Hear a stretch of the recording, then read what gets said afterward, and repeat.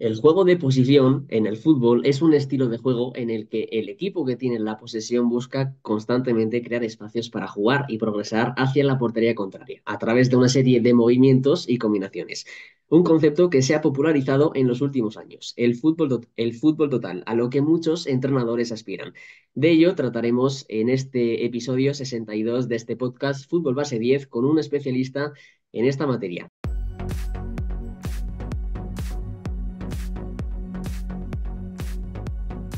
Actualmente es entrenador de la Unión Deportiva Ilicitana, club filial del Elche Club de Fútbol, profesor del curso Juego de Posición y profesor en la Élite Sport Alicante, coordinador del Racing Playa de San Juan y entrenador y encargado de metodología en muchos otros clubes, también con experiencia en países como República Checa y Eslovaquia. Estamos con David Guzmán Repo. Hola, David, hola.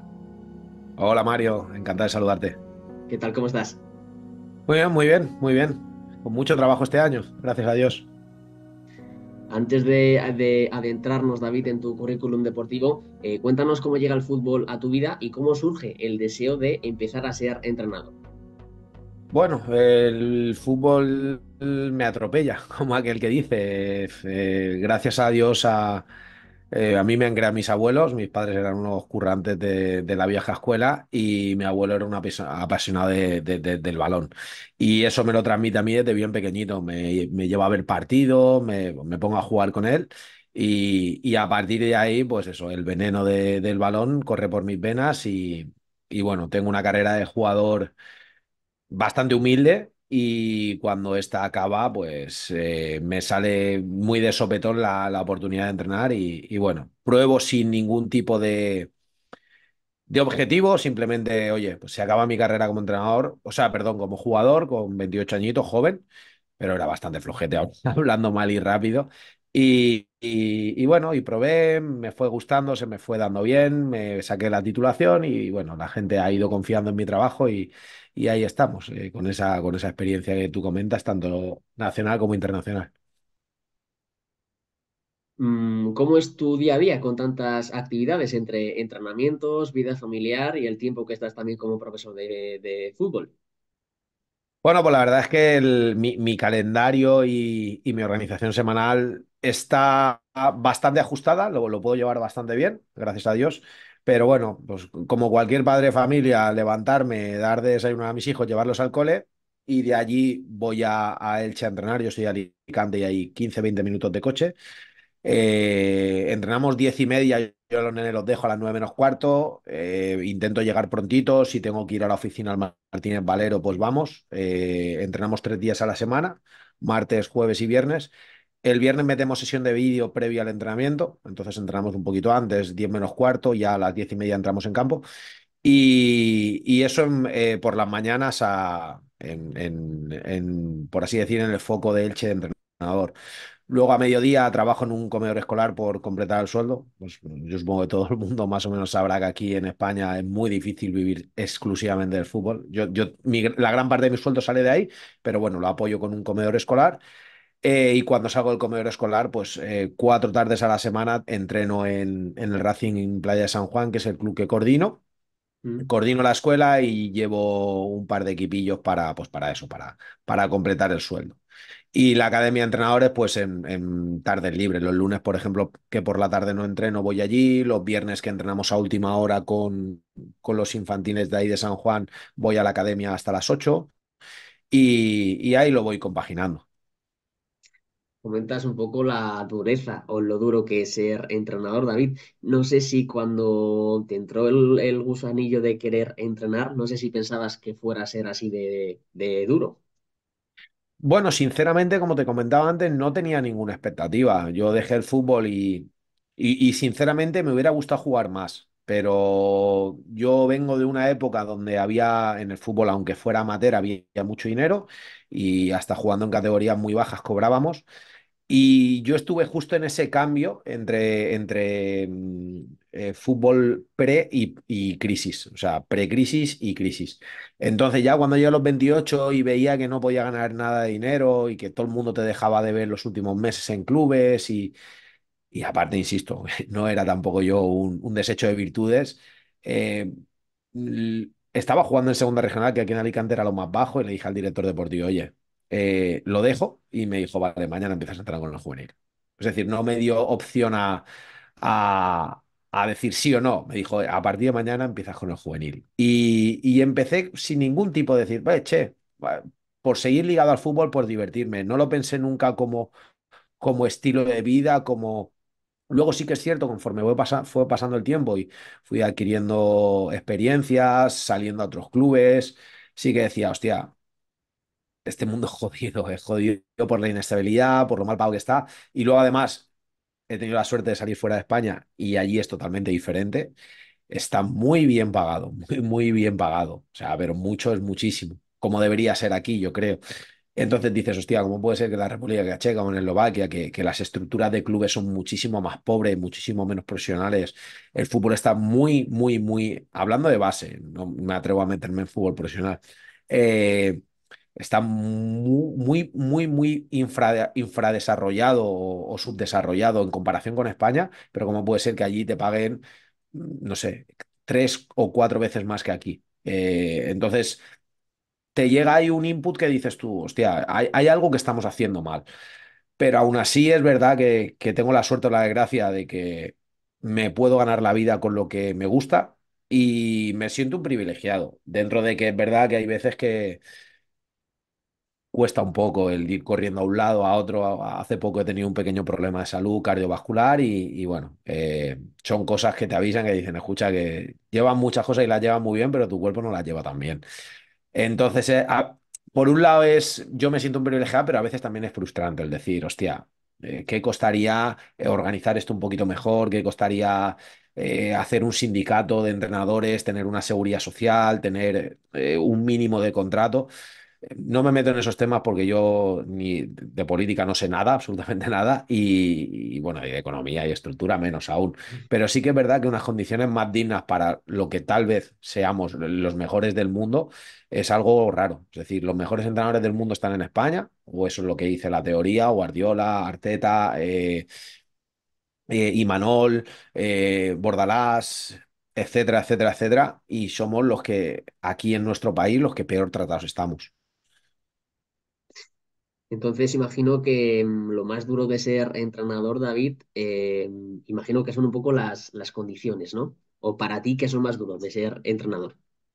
A ver, como te digo, al final, como todo trabajo tiene sus cosas buenas y sus cosas malas. Al final es poner en una balanza y compensar.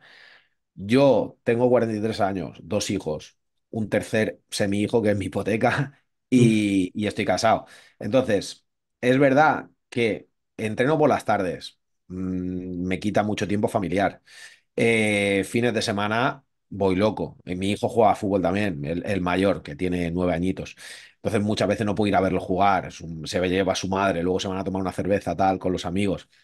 Yo me pierdo muchas cosas, pero también te digo que por las mañanas me levanto con la sensación de que no trabajo, de que hago lo que me gusta. Entonces, sí que es verdad que ya ni siquiera mirando lo económico, sino mirando eh, lo que pierdes, a veces es duro llegar un fin de semana y decir a tu mujer, oye, ¿cómo tienes el fin de semana? O juego el sábado a las 10 aquí en Alicante y el sábado a las 5 en un pueblo a 1 hora y pico.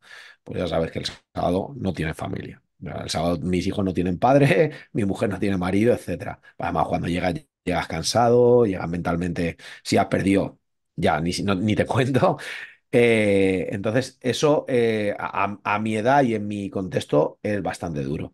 Y insisto, el tema económico, bueno, al final yo soy una persona humilde, no necesito un grandísimo sueldo para vivir. Mi familia igual, es decir, somos una familia humilde, pero tal vez de lo laboral sí que es verdad que se está convirtiendo en un bucle el tema de los resultados, que le está dando una inestabilidad bestial al trabajo de entrenador, porque hay veces que, hostia, hasta te destituyen ganando, que dices, hay algo que no funciona. O sea, ya no es que no valoren tu trabajo, porque todo el mundo debería de saber, que es uno de los problemas, que al final ganar o perder hay demasiados condicionantes alrededor. El entrenador, a mí me firmas para maximizar las condiciones del equipo y yo puedo estar haciéndolo y estar perdiendo. A veces el debate en Twitter es bastante ingenuo. Es que si Guardiola tuviera el Sporting de Gijón, pues evidentemente no ganaría Champions. No, no va a ganar Champions. ¿Por qué? Porque Guardiola no es un mago. Pero seguramente si Guardiola coge el Sporting de Gijón, sí que si el equipo está peleando por ascender, pues estará más arriba, por cuestión de lógica.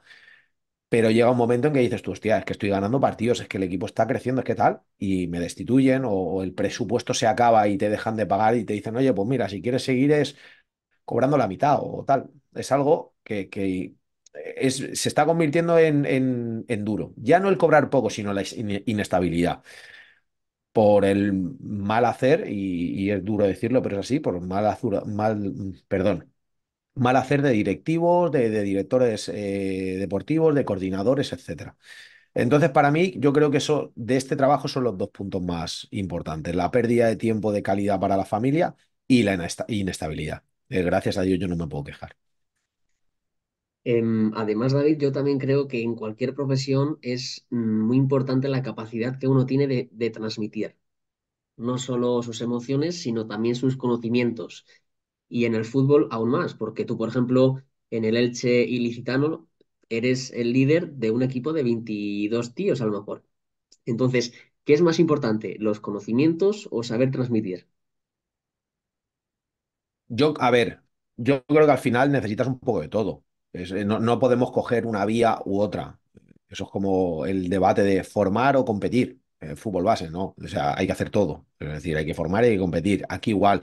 ¿Vale solo con tener conocimientos? Si no llegas al jugador es absurdo. Al final, como bien comentas, estamos trabajando con personas que has de emocionar en positivo a poder ser para que tu mensaje llegue. Pero si tu mensaje tampoco tiene, si tu mensaje es vacío, por mucha capacidad de transmisión que tengas, tampoco vas a llegar. El jugador, depende de la edad, sí que a lo mejor los más pequeñitos, entre comillas, se les puede engañar, pero el jugador llega a una edad o a un nivel en el que tú le dices, y por muy rimbombantes que sean tus palabras y tu mensaje, el jugador sabe que es una mentira como un piano. Entonces creo que tienes que tener un poco de las dos. A veces los conocimientos no tienen por qué ser tácticos. Yo en eso, por ejemplo, en la academia incido mucho. Es muy importante conocerte tú como entrenador y saber por dónde, por qué camino tiras. Yo, por ejemplo, a mí me gusta la táctica y creo que es lo que se me da bien. Evidentemente, mi mensaje y yo quiero emocionar al jugador desde la táctica. Pero hay entrenadores que son capaces de gestionar el grupo de una manera brutal y son capaces de escuchar muy bien al jugador. Bueno, pues su mensaje tendrá que ser más, tal vez el mensaje más que lanzarlo ellos, recibirlo, saber escuchar al jugador, saber escuchar al grupo. Yo pongo siempre el ejemplo de Zidane. Hay un montón de vídeos por internet de Zidane haciendo el típico ejercicio que se hacía cuando yo jugaba hace 50 años, bueno, 40, que le dan la pared al entrenador y chutan. Y gente rajando de Zidane. Hostia, es que ¿cómo puede ser que Zidane haga ese ejercicio en el Madrid en el siglo XXI? Es que tenemos el contexto. Es que a lo mejor los jugadores de Madrid le han dicho, hostia, escucha, este ejercicio para el viernes nos lo pasamos que te cagas. O Zidane, que a lo mejor no es un tío que sabe de táctica, evidentemente, pero no es un Adonis de la táctica como puede ser Guardiola. Bueno, pues mi mensaje es escuchar al grupo y llevarlo al campo. Entonces, eh, insisto, dentro de que tenemos que dominar las dos vertientes, también tenemos que saber quiénes somos como entrenador o qué nos gusta o qué es lo que dominamos. Cada día más, David, el fútbol es más táctico y más físico, pero también vemos cómo en la actualidad echamos en falta un poco más de gambeta, ¿no? De improvisación, de regate. Entonces, ¿crees que estamos llevando un poco al extremo la táctica y estamos dejando de lado la improvisación de los jugadores? Yo creo que la palabra no es táctica, yo creo que la palabra es ego. Eh, Creo que estamos los entrenadores, somos los primeros, el primer problema que tiene el jugador. Yo he pasado por ahí, evidentemente, y entiendo a muchos de los entrenadores noveles o con poca experiencia que les pasa. Estamos en la era de la información. Yo cuando empecé a entrenar para aprender, tenías que coger, irte una tarde a ver entrenamientos, hablar con uno, hablar con otro. Ahora haces así en YouTube, tercer hombre, y salen 10.000 ejercicios de tercer hombre, 10.000 ponencias de tercer hombre, etcétera. El problema que hay con tanta información es cómo la utilizamos. Entonces, creo que el entrenador tiene demasiada información y no la utiliza bien. A lo que me refiero con el ego es que el entrenador en el siglo XXI sabe tanto o conoce tanto del juego que quiere implantar su idea por encima del jugador. Entonces, eso es un problema. Eso es un problema. Yo alguna vez he participado en algún podcast y sobre todo yo puedo considerarlo entrenador novel porque lleva poco tiempo entrenando. Escucho muchas veces a Xavi hablar del tercer hombre, del hombre libre, del concepto, y el concepto no puede ser nunca el fin de un entrenador, no puede ser el fin de un entrenamiento. Es decir, tiene que ser el medio. ¿El medio para qué? El medio para resolver un problema, para resolver un contexto. Yo nunca, nunca, nunca, nunca, jamás, sí que lo he hecho, pero ahora mismo no hago un entrenamiento para trabajar el tercer hombre. No, el tercer hombre tiene que ser una herramienta que el jugador ha de tener, pero tiene que tener mil más. Tiene que tener el conducir hacia atrás, tiene que repetir pase, el quedarse el balón, el hacer un control orientado. Entonces, yo no tengo tanto ego para entender que una situación del juego se tiene que solucionar sí o sí por el tercer hombre. No, porque a lo mejor hay jugadores que su visión espacial no es buena y les cuesta hacer el tercer hombre, les cuesta ejecutar ese tercer hombre. Bueno, pues a lo mejor su primer toque es muy bueno y puede repetir el pase. O es un tío grande y fuerte, un centrocampista grande y fuerte, y entre las situaciones de acoso es capaz de quedarse la pelota, sacar una falta. Entonces, el ego del entrenador es lo que está haciendo daño a esos futbolistas, a esa libertad. Yo creo, al contrario, creo que la táctica, justamente bien encaminada, eh, tiene que potenciar al individuo. Por ejemplo, en el Elche tenemos la suerte o la desgracia, tenemos dos extremos de un nivel altísimo, jóvenes, muy jóvenes, pero un nivel altísimo. Uno, están ahí rondándoles equipos profesionales. Mm. Nosotros, yo nunca, nunca, nunca les digo jugar a uno, jugar a dos toques. No, no, no, no, jamás, jamás, jamás, pero jamás es jamás. Cuando hacemos unas posesiones o hacemos un partido condicionado, hacemos tal, mister, ¿a cuántos toques jugamos?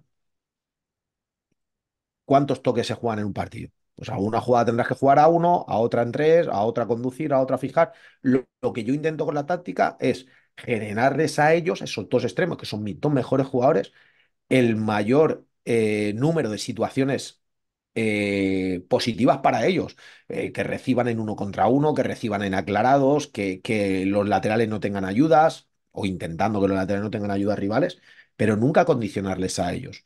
¿Por qué? Porque a mí me preguntan y, hostia, ¿a qué juega tu equipo? No tengo ni idea. Mi equipo juega a ganar. Entonces, en función de lo que haga el rival, pues haremos nosotros. En función de qué equipo ponga yo en el campo, jugaremos de una manera. Si pongo esos dos extremos, evidentemente seremos un equipo de juego exterior muy marcado y sin embargo mis otros dos extremos, que tienen un nivel un poquito más bajo, son casi más media puntas reconvertidos a extremos. Entonces, si meto a esos otros dos, el equipo jugará mucho por dentro, muchas paredes, muchas pocas situaciones de uno contra uno. ¿A qué jugará el equipo? No lo sé. No lo sé. También en función de los resultados, si pierdes, si ganas. Si pierdes, pues evidentemente a todo el mundo se le encoge la pierna, tienes menos libertades, tienes menos alegrías. Si ganas, si vas ganando, si vas tal, pues hacen más cosas. Entonces, creo que el problema de esos jugadores gambeteadores que se están perdiendo es el ego mal encaminado del entrenador. Y mencionabas a Xavi, para mí ha sido uno de mis referentes, David, y posiblemente ha sido ¿cómo decirlo? La mano derecha de Guardiola dentro del campo cuando estaba en el Barça. De los que mejor ha entendido, yo creo, los conceptos que tú comentabas antes, tercer hombre, el fútbol de posición, pero vemos que ahora como entrenador le está costando mucho. Entonces, ¿por qué es tan difícil llevar a la práctica el fútbol de posesión? A ver, en general entrenar es muy difícil. De O sea, posición, perdón. sí, no te preocupes, no te preocupes, te entendí.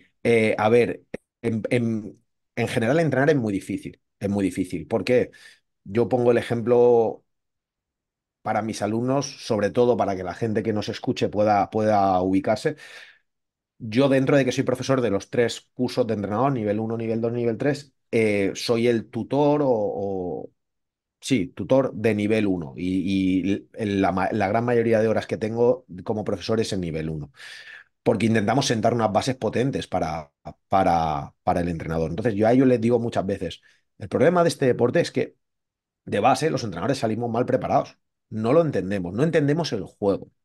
Cuando yo hablo con un compañero de profesión, pero de otro deporte, pues tengo la suerte que, por ejemplo, un primo político mío es presidente de un equipo de baloncesto, le dices, tío, oye, descríbeme cómo se juega baloncesto.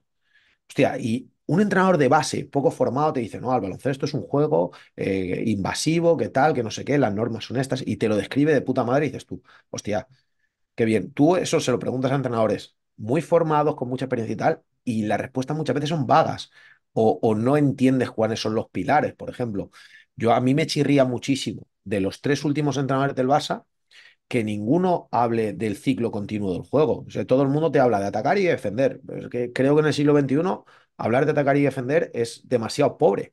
Es decir, es que yo te puedo atacar sin balón. El Liverpool, a nivel de presión, te está presionando para robar la pelota en una zona determinada, de una zona determinada. Entonces, ¿eso es defensa o ataque? Y, por ejemplo, la España de Fernando Hierro, que sí, no era un equipo demasiado atractivo, se defendía con pelota. Entonces, yo creo que es más certero y más concreto hablar de qué hago con balón y qué hago sin balón, qué hago en momento con balón y qué hago en momento sin balón. Además, eso ayuda mucho al futbolista. Pues no lo, o sea, es muy, muy, muy concreto. Y creo que a colación de lo que comentabas antes, cuanto más concreto seas, mejor llega el mensaje. Chicos, con balón en campo propio hacemos esto. Chicos, con balón en campo contrario hacemos esto. Cuando atacamos por fuera, cuando atacamos por dentro, bla, bla, bla, bla. Entonces, eso el primer punto. Y luego el segundo punto, que realmente esos dos momentos del juego están totalmente conectados. Y en el Barcelona se ataca, pero no se está pensando en estructuras de para defender. Y eso es un dogma que o sea, desde que llegó Setién se mantiene. Es decir, el Barcelona cada vez que le roban la pelota es una transición de gol. O sea, y en el siglo XXI eso es prácticamente imposible. Entonces, ese es un problema gravísimo para mí a la hora de entender el fútbol en general y el juego de posición en particular. Porque yo pongo el ejemplo de Guardiola. Guardiola es uno de los, tal vez, inventores mayores del fútbol del siglo XXI. Llego a Alemania, mis dos mejores jugadores son mis extremos, Robben Ribéry. ¿Cómo puedo hacer, que es lo que comentaba antes, cómo puedo crear una estructura, unos comportamientos para que ellos reciban mucho en mejores condiciones? Laterales por dentro. ¿Por qué? Porque los extremos rivales van a acompañar a nuestros laterales y nuestros extremos se van a quedar pase central a extremo uno contra uno. Eso el Bayern lo hacía hasta la saciedad. Pero es que además, como sí que Guardiola hace juego de posición y entiende que el juego es cíclico y es continuo, esos laterales por dentro, cuando tú perdías la pelota, Alemania, que es una liga de transiciones, conseguían proteger el carril central, que ante transiciones es el carril más endeble, por así decir, a la hora de defender. Y dices, hostia, esto es un entrenador que entiende el ciclo continuo del juego. Yo hago un movimiento, pero no solo lo hago para generar ventajas en ataque, sino para prepararme tras pérdida. Entonces, los grandes entrenadores que hacen juego de posición, ese matiz o ese contexto lo tienen muy, muy, muy trabajado. Guardiola, Luis Enrique en una entrevista que creo que es de 1996 a Barcelona Televisión, también lo dice. Nosotros estamos, mientras tenemos la pelota, estamos intentando generar, pero nos estamos preparando para la pérdida. Entonces, ese matiz, fíjate, solo te estoy hablando de un punto, para mí es súper clave a la hora de hablar juego de posición. Enrique también era un grandísimo jugador que entendía el juego de posición como jugador, luego no lo supo llevar como primer entrenador. El Mónaco de Enrique era exactamente igual que el Barcelona de Xavi, un equipo que sí, desde la pizarra te coloco aquí al extremo, pérdida, situación de gol. Entonces, ese punto para hacer juego de posición creo que es muy importante. Y muchos entrenadores o lo desconocen, no me atrevo a decir si es cierto o no lo tienen en cuenta. Y eso, por ejemplo, en Can Barça, en los tres últimos entrenadores que han pasado, es un dogma que se sigue manteniendo. Se sigue manteniendo. A Setién cada transición era situación de gol, a Koeman cada transición era situación de gol y a Xavi cada transición es situación de gol. Entonces, el juego de posición pasa primero por un conocimiento del juego importante. ¿Y qué entendemos, David, por fútbol de posición? Porque claro, yo me acuerdo, por ejemplo, del Barça de Quique Setién, ¿no? O del Villarreal, por ejemplo, que los centrales daban no sé cuántos mil pases. Eso no es fútbol de posición, ¿no? Entonces, ¿qué es el fútbol de posición? A ver, para mí el juego de posición es la manera más natural, por así decir, de jugar al deporte, es decir, de jugar al juego, ¿vale? Así a grandes rasgos. ¿Por qué yo puedo decir, o entre comillas, me atrevo a decir que Setién no hace juego de posición, que Koeman tampoco y que Xavi tampoco? El juego de posición tiene varios pilares, pero para mí el más importante es que el modelo de juego no se crea en base al sistema. Es decir, los demás modelos de juego, los entrenadores intentamos trabajar, pues el lateral, cuando tiene la pelota al extremo, hace esto, hace lo otro, tal, tal, tal, tal. El juego de posición, por así decir, los roles o los comportamientos vienen dados por cuatro funciones, ¿vale? Las funciones que hace el jugador que es poseedor de balón, y en función de la distancia a la que estoy, tengo un rol u otro. Sería poseedor, jugador cercano, jugador intermedio y jugador alejado. ¿Vale? Vale. Entonces, en base a esas distancias de relación, yo tengo unos comportamientos u otros. Si queremos ahondar en el juego de posición, cuanto más matices le demos a esos roles, pues más profundo va a ser el modelo de juego. Es decir, si yo a mis jugadores cercanos les digo, pongo mi ejemplo, evidentemente, porque soy el que es el que mejor puedo explicar. Chicos, cercanos en campo propio, lo que hablamos del tercer hombre, prohibido girarse. Ante acoso, prohibido girarse. Bueno, pero yo no te digo que la solución sea el tercer hombre, o el repetir pase, o el conducir hacia atrás. No, no, no, es prohibido girarse. Yo, dentro de que ese prohibido girarse, hay un montón de soluciones. Por eso, cuando a veces hablo con analistas, amigos míos, le digo, tío, esta semana juegas contra mí o tal. Y me dice, hostia, cabrón, es que jodido es analizar un equipo tuyo. ¿Por qué? Porque es que depende del jugador, vamos a jugar de una manera u otra. Y de esas relaciones.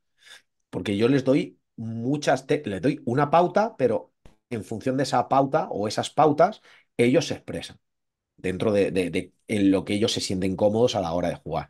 El intermedio, lo mismo. Intermedios en campo propio, pues intentar que los desmarques sean siempre laterales. Intentamos no tirar desmarques profundos. Intentamos estar muy parados, por ejemplo. ¿Vale? ¿Para qué? Para intentar fijar a jugadores en intermedias, si os marcan, y si nos marcan, recibir totalmente solos. Etcétera, etcétera, etcétera. Entonces, al final el juego de posición no tiene nada que ver, porque el extremo va a ser muchas veces jugador alejado y va a tener que realizar funciones de jugador alejado, pero muchas veces también va a ser cercano, va a ser intermedio, etcétera, etcétera. Entonces, para mí ahí está la diferencia entre cualquier otro modelo de juego y el juego de posición. ¿Cuáles dirías, David, que son los principales beneficios del juego de posición? Para mí, como comentaba, es ese. Es decir, primero, que es un modelo de juego muy abierto, muy, muy, muy abierto. Es muy abierto a la interpretación del entrenador. Es muy abierto al desarrollo del juego por parte de las relaciones de los jugadores. Es muy adaptativo. Es muy adaptativo. Es decir, yo soy cercano. Si a mí me presionan, yo no puedo girar. Pero bueno, y si el rival me presiona mucho, pues el que es poseedor sabrá detectar que a lo mejor los espacios están a espalda de esa primera presión.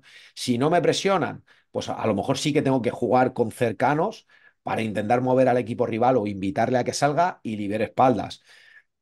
Siempre digo que el juego de posición es, como he comentado antes, la manera más natural de jugar. Yo tengo una anécdota más con un equipo de segunda regional juvenil, que es lo más bajito que hay aquí en Alicante hace muchos años, que ahí me aventuré, digo, "Pues me da igual que sean de un nivel bajo, vamos a intentar hacerlo".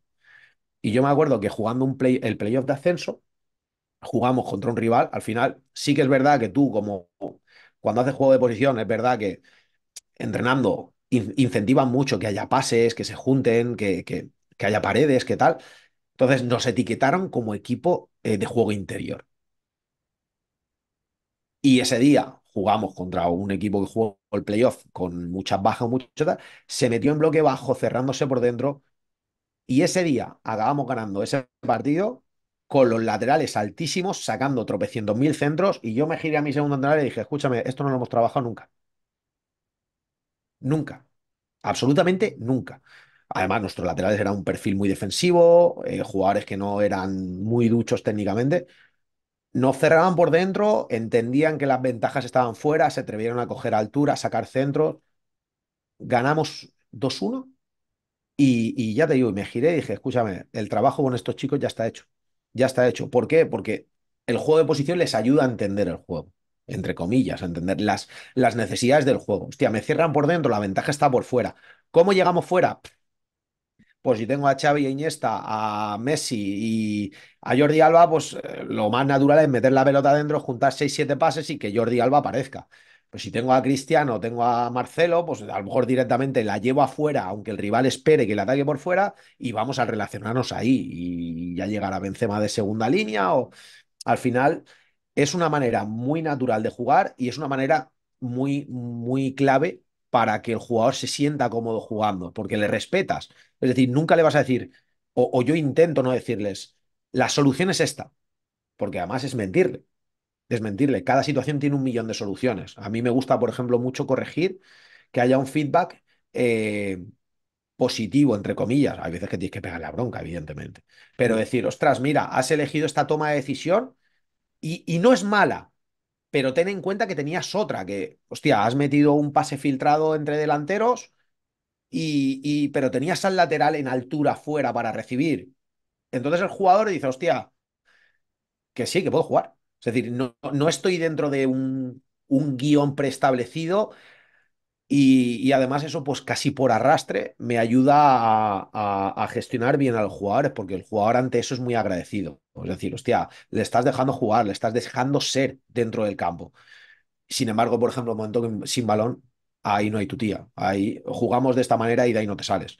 Si quieres jugar conmigo, si no, no hay otra. Pero con balón, el jugador cuesta un poco, pero sí que le suele entrar muy bien el mensaje.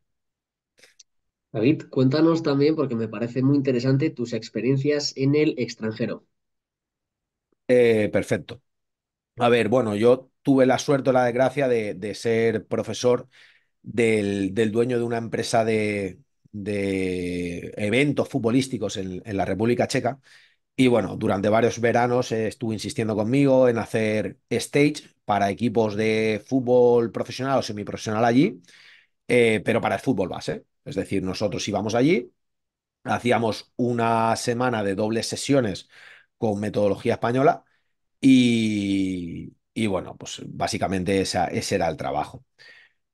Pero bueno, al final también, pues esos 2 primeros veranos, las condiciones a mí no me acaban de apañar. Mi mujer estaba embarazada, iba a ser padre. Pero el tercer verano que sí que me lo ofrecieron, pues también aumentaron el ratio económico, me salía a cuenta, era un mes y pico, 2 meses.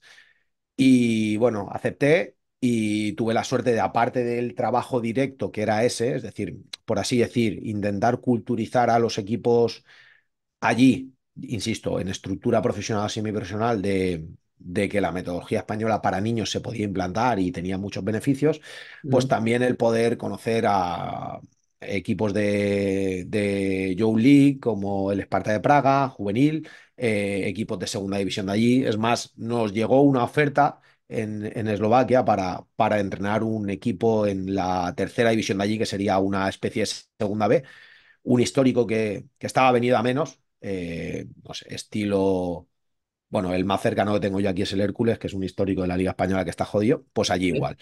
Eh, pero bueno, al final tampoco las condiciones eran las idóneas para marcharte allí un año completo y tal. Pero sí que, bueno, voy trabajando con ellos a distancia, a veces formamos entrenadores de allí, hacemos algunos, me llaman, hacemos algún clinic con chicos aquí en Alicante. Y bueno, fue una experiencia bonita porque allí hay otra cultura, hay otra cultura. No sé, vino el presidente del gobierno a uno de nuestros clinics y fue wow. O sea, es decir, muy, muy heavy, ¿sabes? Ver a Pedro Sánchez aquí en... No es un campus, porque no es un campus, es otra cosa, pero ver a Pedro Sánchez aquí en un campus y la verdad es que fue una experiencia muy bonita, tanto en lo económico, sinceramente, porque nos pagaron muy, muy bien a todos. Yo allí fui como director de metodología, pero también en lo humano, porque nos trataban, no sé, firmábamos autógrafos, nos llevaban con todo, la empresa lo pagaba todo, pero es que llegaban los clubes y decían, no, no, vamos a invitar a una cena en un sitio de gala, ¿qué tal? nos compraron ropa, pues un sitio de gala, pero si yo soy de estos entrenadores de, como Marcelo Bielsa, de ir en chalda a todos los lados, digo, no, no tengo ropa. Y me, no te preocupes, te la compramos nosotros y tal, y la verdad es que nos trataron como reyes, y fue una experiencia bastante bonita. Esperando repetir o esperando si la oferta, por ejemplo, de entrenar fuera, que a mí me agrada, eh, si se dieran los condicionantes, no cerraría las puertas a salir de España. Te hemos visto también muy presente en redes sociales compartiendo conocimientos y cada vez yo creo que es algo que cada vez más entrenadores lo hacéis. ¿Crees que es importante tener un buen posicionamiento en redes sociales siendo entrenador en la actualidad? A ver, toda ayuda, evidentemente. Pero sinceramente, mi intención en su momento, cuando empecé sobre todo en Twitter, que es la red que más utilizo para tema profesional, nunca fue tener seguidores o intentar posicionarme. Empecé con una tontería. Además, recuerdo el día que me hice Twitter, que fue un día que mi hijo era muy pequeñito y lo ingresaron al hospital y ahí un montón de horas dije, chico, voy a hacerme Twitter. Y empecé a responder a gente sin ton ni son y a agregar gente que eran amigos y bueno, luego fui compartiendo cosas, a la gente le fue gustando y yo, evidentemente, agradecido. Pero nunca ha sido mi intención estar. Yo creo que al final es también un poco la manera de ser. Igual que digo que no tengo ego como entrenador, es decir, yo no pretendo a que la gente pase y diga, hostia, este equipo es reconocible, repo, no. Yo lo que quiero es tener trabajo y chimpún, ya está. En Twitter me pasa igual. En Twitter yo no quiero tener un montón de seguidores, yo simplemente quiero tener un. Pues oye, evidentemente, si hay gente que me apoya, agradecido, pero quiero compartir de manera sana, aprender. Quiero aprender todos los días. El día que no quiero aprender, dejaré esta profesión, dejaré de ser profesor, dejaré de ser entrenador, dejaré de utilizar Twitter y me dedicaré, no sé, a la albañilería o lo que toque. Pero no, mi intención no es colocarme. Sí que es cierto que conozco gente que les han salido banquillos por redes sociales, pero yo creo que eso era un poco al principio. Eh, Ahora yo creo que es ya más normal, gente que tenga muchos seguidores.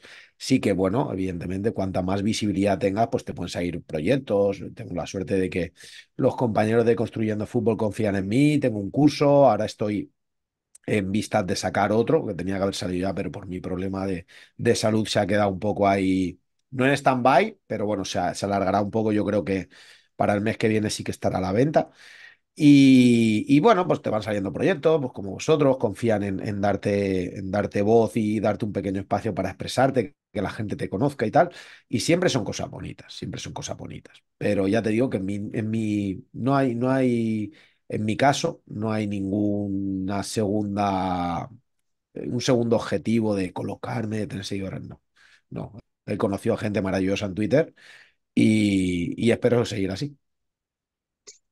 Tienes hijos pequeños, como has dicho, que juegan al fútbol. Yo, por ejemplo, he sido de las últimas generaciones que han ocupado los parques jugando al fútbol con la pelota, pero ahora pasas por los parques y están vacíos de niños o si están con el móvil, con la Nintendo, con lo que sea.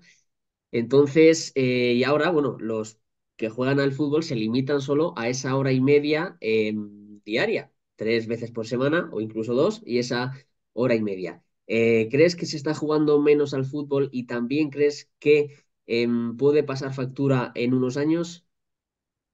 Yo creo que ya pasa factura. Yo, por ejemplo, cuando hablabas antes de los extremos regateadores, en parte hay una gran parte del ego del entrenador y en parte también hay una parte social. Como bien dice, yo en mi época no habían consolas, no habían nada, y así habían piedras y balones. Es decir, si teníamos balones era todo el santo día jugar al balón y si no había balones, pues a pegarnos pedradas. Y así, por aquí tengo alguna marca que lo refrenda. Y es verdad que éramos igual de felices, éramos más activos, éramos tal, y creo que antaño había mejores jugadores a nivel individual. El juego ha evolucionado muchísimo y se juega mejor a fútbol ahora, pero jugadores individuales cada vez hay menos, son todos cortados a nivel academia. No hay esos fantasistas como Cocha, como Maradona, como, no sé, Butragueño, cada vez hay menos. Y cuando los encuentras, yo conozco clubes de élite, no quiero decir nombre porque está un poco feo, que los intentan moldear a su manera de jugar tal y esa magia que tienen, esa diferencialidad la pierden y jugadores muy buenos. Yo conozco algún caso de primera mano, que ha sido jugador mío, luego se ha marchado a una cantera de primera división y lo ves jugar ahora y dices tú, ¿es bueno? Es buenísimo, pero no es el jugador que yo tuve, no es, ¿sabes? No tiene esa alegría, esa chispa, y creo que esa, en parte social. Yo tengo la suerte o la gracia que alguna de las asignaturas que doy no es del bloque específico de fútbol, el bloque común, y yo doy sociología del deporte y lo tocamos. Tocamos el problema social de los móviles, de las consolas, de la pasión. Es que al final es pasión por este deporte. Como comentabas antes, para ser entrenador que hay que tener, pues, aparte de ser, pues, de tener suerte de que confíen en ti, es que tienes que ser un apasionado, es que tienes que estar pensando todo el santo día en esto, en tus entrenamientos, en si tienes la posibilidad de ver el partido rival, tu partido, de hablar con uno, de hablar con otro, de firmar jugadores. Al final creo que esa pasión, gracias a que la sociedad evoluciona, pues creo que va disminuyendo, gracias a que los niños tienen más herramientas y es bueno que tengan más herramientas, pero el jugar a nivel individual pierde. Pues David, muchas gracias por estar aquí en el podcast de Fútbol Base 10. Te deseamos lo mejor y la mayor de las suertes con todos tus proyectos y con todos tus equipos. Pues nada, muchísimas gracias a vosotros por darnos un pequeño espacio a los entrenadores que no estamos tan ahí en los focos de la élite y encantado de estar con vosotros y bueno, dicho esto, quedo a vuestra disposición para lo que necesitéis. Hasta aquí este episodio de Fútbol Base 10. No te olvides de suscribirte al canal si todavía no lo has hecho y darle like si te ha gustado el contenido.